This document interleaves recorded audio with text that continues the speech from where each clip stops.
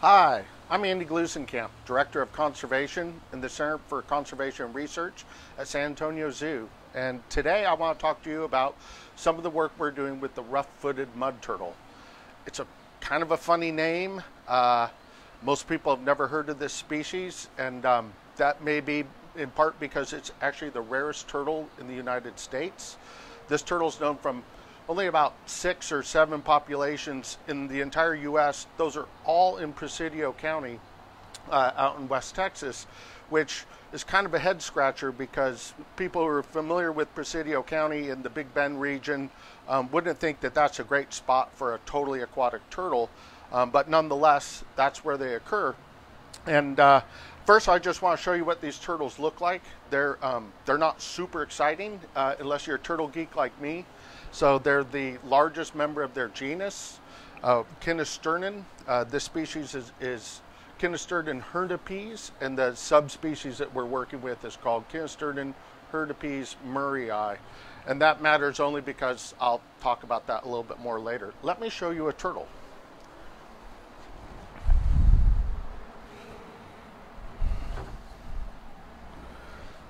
As I said, they're highly aquatic. So these turtles can come out on the land and move about, especially females laying eggs or moving from one site to another, but they're really most comfortable in the water. When it's cool out, they'll get out of the water to bask.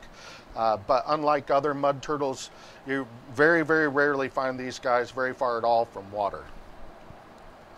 So it's a moderate-sized turtle, maybe a little bit bigger than a box turtle, but as mud turtles go, that's a whopper.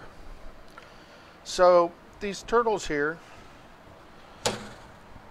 we have 7 turtles in this outdoor enclosure, and the story behind these turtles is kind of a funny one in a way. A researcher, a colleague of mine who studies this species, discovered a new population out in West Texas, and unfortunately the site where she found the turtles, it was a man-made pond, and it had really poor water quality. There's very poor circulation and low oxygen, and as a result, the turtles that she encountered all had terrible skin infections, and she was very much concerned about the health of that population. So working with Texas Parks and Wildlife, she and the Texas Parks and Wildlife biologists for that area mounted a rescue and seined and netted out all of the turtles they could from that pond. And they wound up with 7 adult turtles and made arrangements with us for us to take them in and care for them. So we brought those 7 turtles back to San Antonio Zoo. Our excellent vet staff got them right back up to perfect health in no time, and we've been caring for them ever since. So, well, now what, right? We have 7 healthy turtles, an unhealthy pond. We don't plan to keep these turtles here forever. They belong in the wild, right?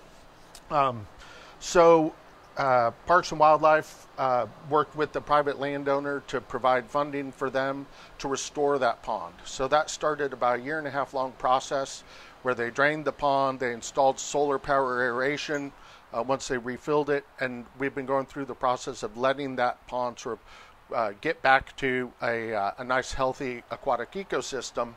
Hopefully this summer, if everything goes well, the pond is healthy and the turtles are healthy, we're going to return these 7 turtles to the wild sometime later this summer. So I mentioned that it's the rarest turtle in North America, that they only occur in half a dozen or so sites in one small part of Texas. The best data that we have for the most well-studied population out in Presidio County, the estimate is that there are perhaps 160 turtles in that population, which isn't a whole lot, and those turtles have very little genetic diversity. So they're all very closely related to each other, basically one extended family.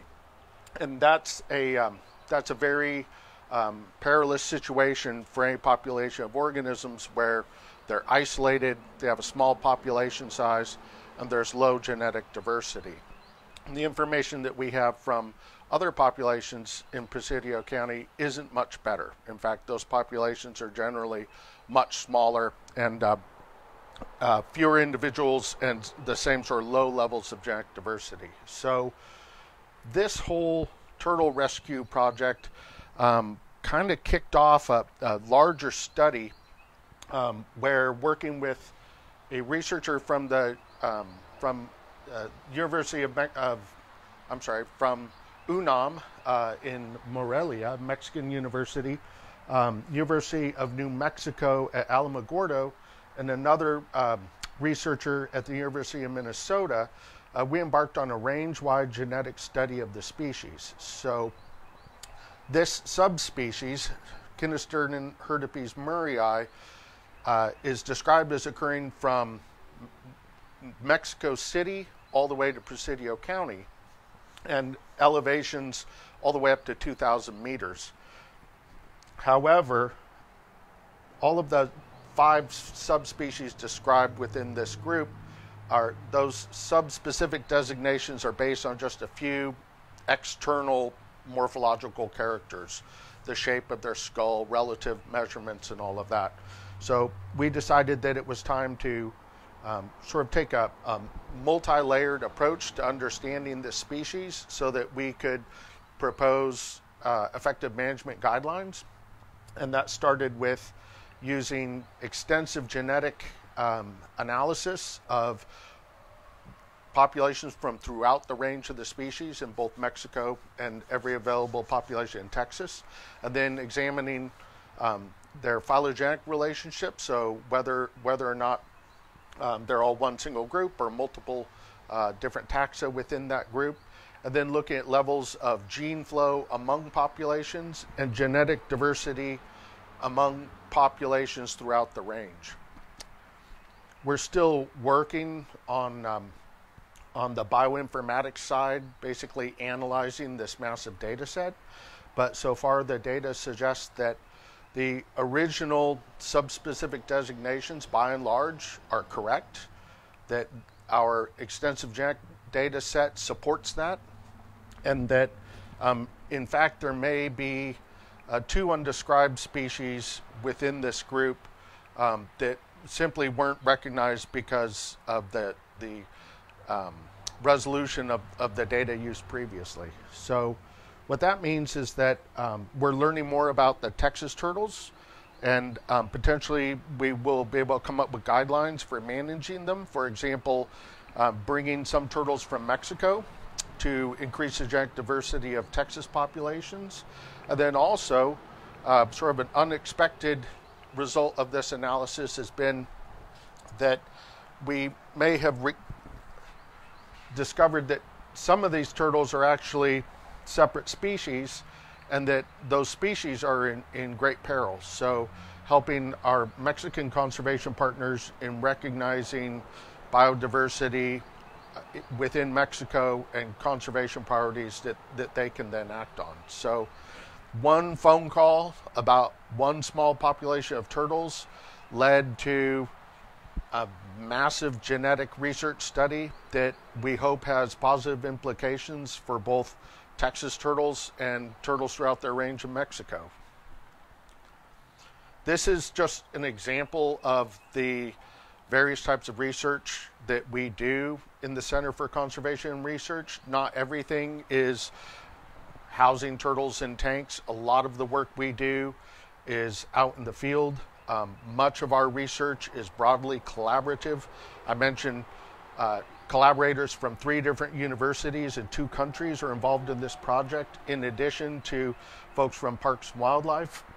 And a lot of it is behind the scenes. Most people have no clue that this species exists, let alone that we're at the cutting edge of research and conservation for this species, both in Texas and globally.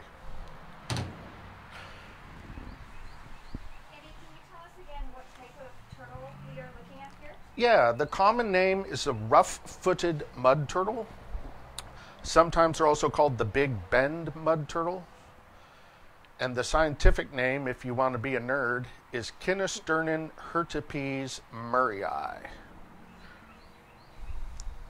And does San Antonio Zoo and the conservation team have any plans to try breeding this species here? That will depend on the results of the genetic study that I was just describing. So, if we find that there are complementary populations in Mexico that have good genetic diversity, that may be one tool out of the toolbox that we can bring to this problem that the Texas turtles are facing. Basically, get permission from Mexico to bring some of their turtles here to the zoo, breed them with Texas turtles, release those more genetically diverse offspring into carefully managed sites in Texas. So injecting some additional genetic diversity into Texas populations, while at the same time making sure that we're doing everything we can to secure those sites, the little tiny islands of habitat that they occur in. Can you tell us a little bit about their care and what they eat? Yeah, in the wild they eat a wide range of prey and also a lot of vegetation. So most mud turtles eat snails, aquatic plants. They'll eat carrion, insects, both aquatic insects and anything that might fall on the water surface. And we really try and replicate that here. We feed these animals a commercial turtle diet, which includes a lot of vegetable-based components. We feed them frozen, thawed pinky mice so that they get their vertebrate component. They also eat large night crawlers, and we really try and give them a diversity of food in their diet in an effort to replicate what they eat in the wild. And also, because we intend to return these individuals to the wild, we don't want to train them on a single food type. And so we try and maintain that sort of diversity of diet so that they don't forget how to eat certain things. What kind of manpower does it take with our conservation team and the community to help species that are in danger? More than we have. How to answer that? So I supervise a staff of 4 full-time employees, conservation manager, and 3 technicians.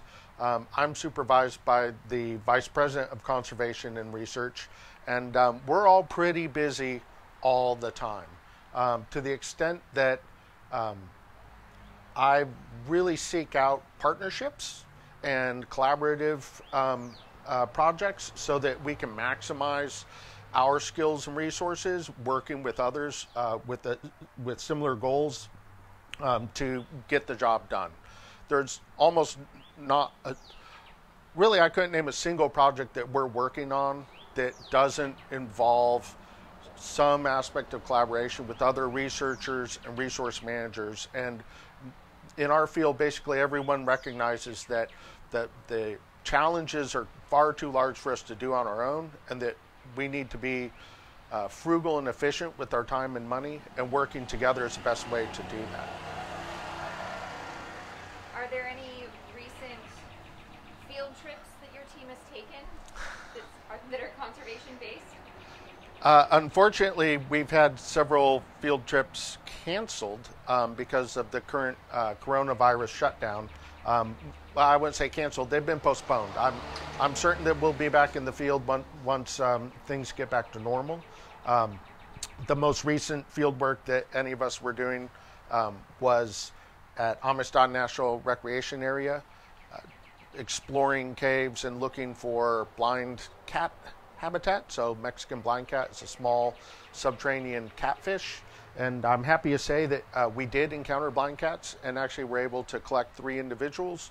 They're now housed here at the zoo. So maybe we could talk about that during the next Facebook Live. Do you have any idea how old any of these turtles are? That's a really good question. So most turtles are very long-lived. And as you see, as I mentioned earlier, all 7 of the turtles we have are adults. 1 or 2, I believe 2 of these turtles had been previously marked at another site several miles distant, so they migrate between ponds from time to time, and I believe those individuals were marked over a decade ago. We do have some evidence that animals that were marked 20 or 25 years ago have migrated over 10 miles to other sites, and so those animals for the most part were marked as adults. So you figure it takes them 5 or 10 years to reach adulthood, and then you have 20 or 25 years of adulthood before they're captured again. That suggests that they lived 30 or 40 years. Unfortunately, a lot of turtles don't make it to adulthood. It's a rough life to be a baby turtle. There are a lot of enemies out there. As I mentioned earlier, at least in Texas, these animals live in a really harsh environment. It's very hot and dry, and permanent water sources are few and far between. Also, because the water and the turtles are concentrated, that means that they can suffer really high predation from things like raccoons and other predators. So the odds of an individual turtle making it to adulthood are really slim. Once they reach adulthood, they face far fewer threats in the wild, and they could live a very, very long time. Is there any way that you can describe to our viewers about how large these turtles are and then how big you expect them to get? These turtles are full grown. I wouldn't expect them to get any bigger.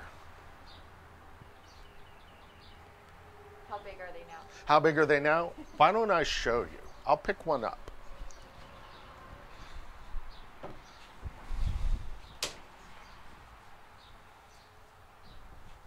Come here, buddy. So, this turtle is about the size of my hand. It's about the same size as a good-sized box turtle.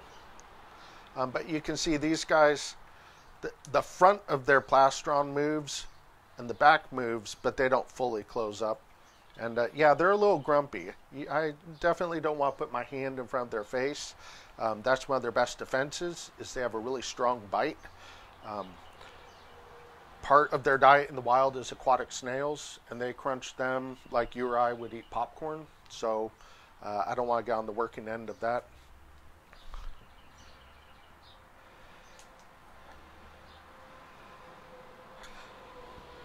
Can you smell the turtle?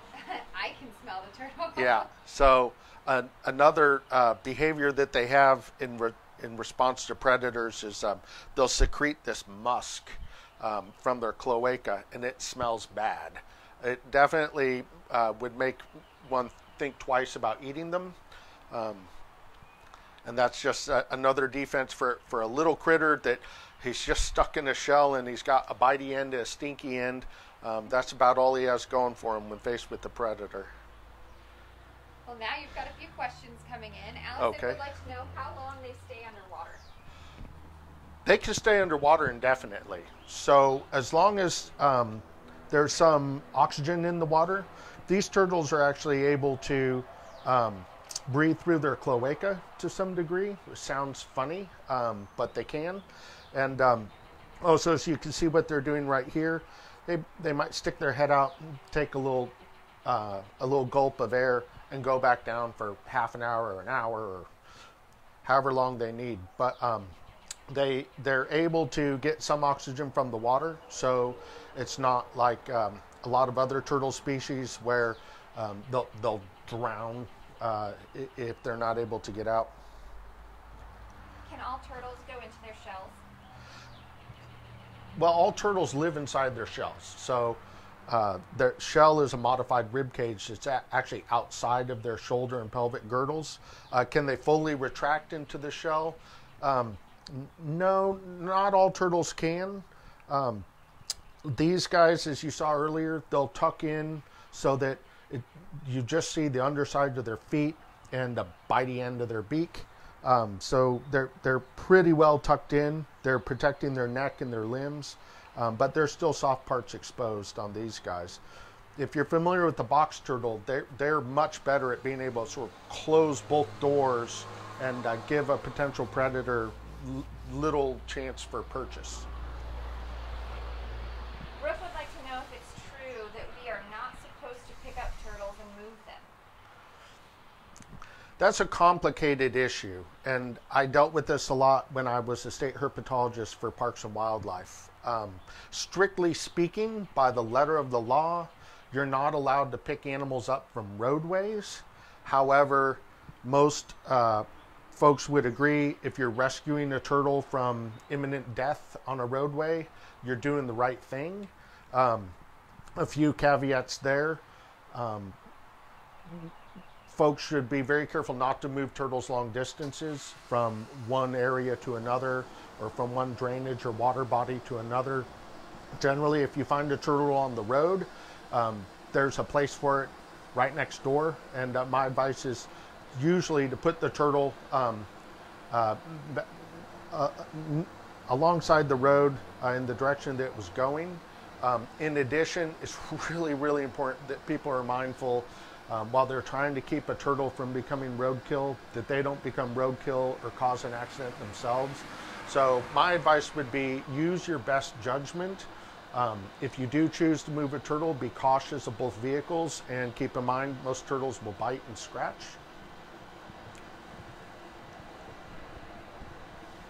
Sarah would like to know if we name our turtles.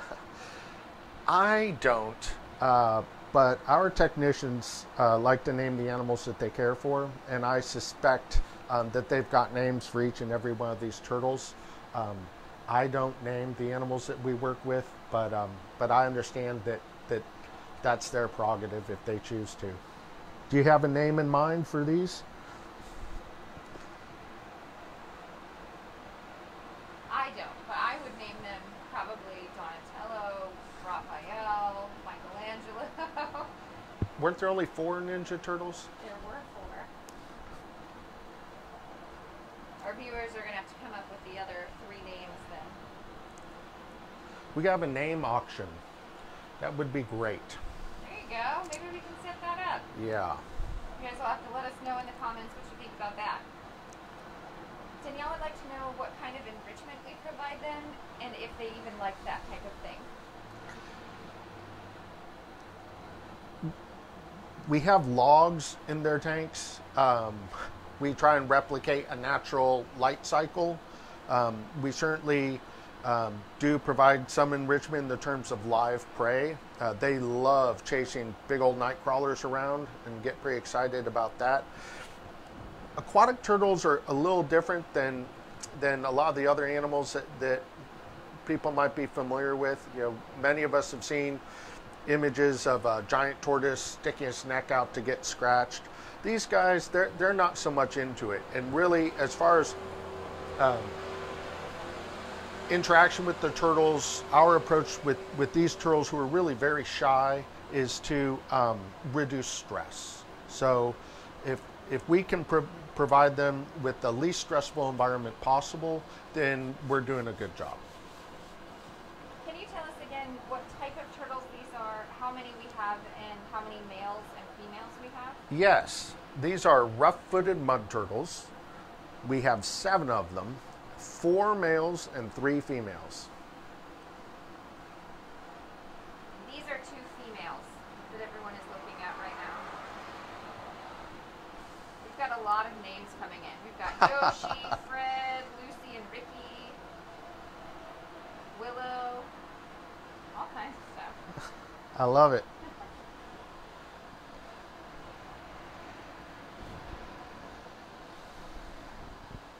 Sylvia's son would like to know if turtles have ears. I can show you.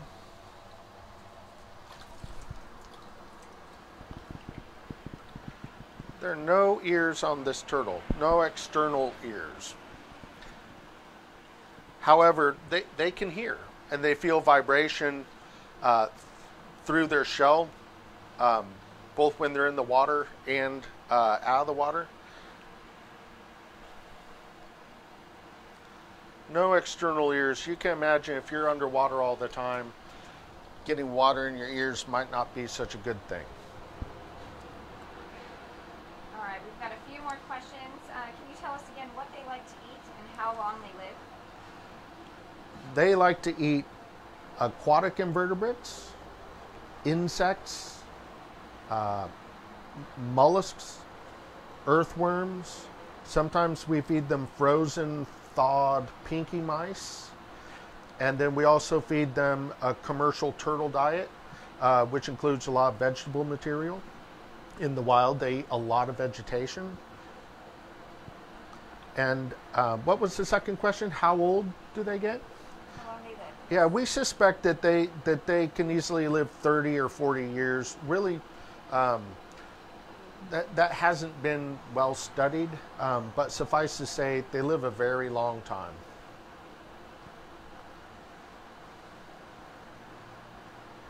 Do males and females look the same? They look very similar. So males have a slightly different plastron shape. The underside of their shell is a little bit concave. And also males have longer tails than females.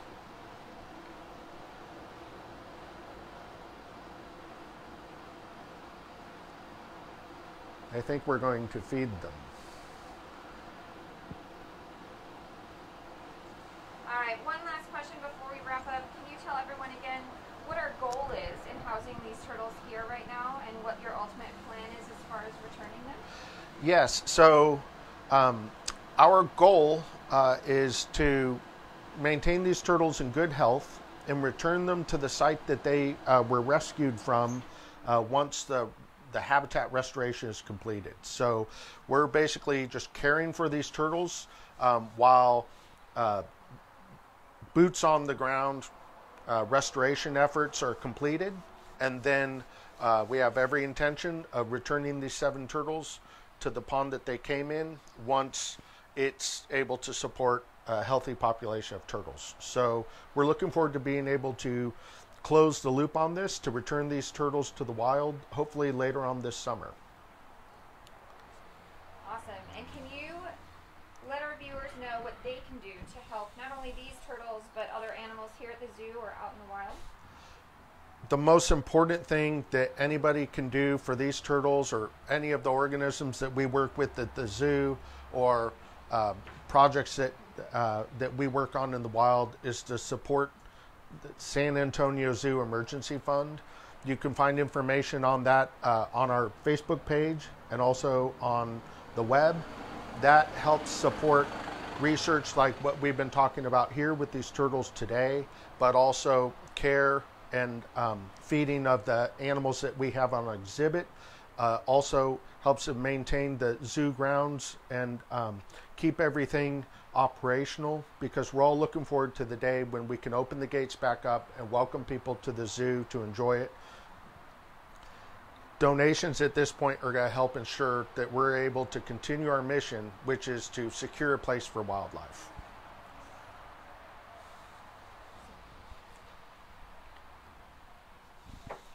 Thank you very much. I'm glad I could share it with you. Bye, guys.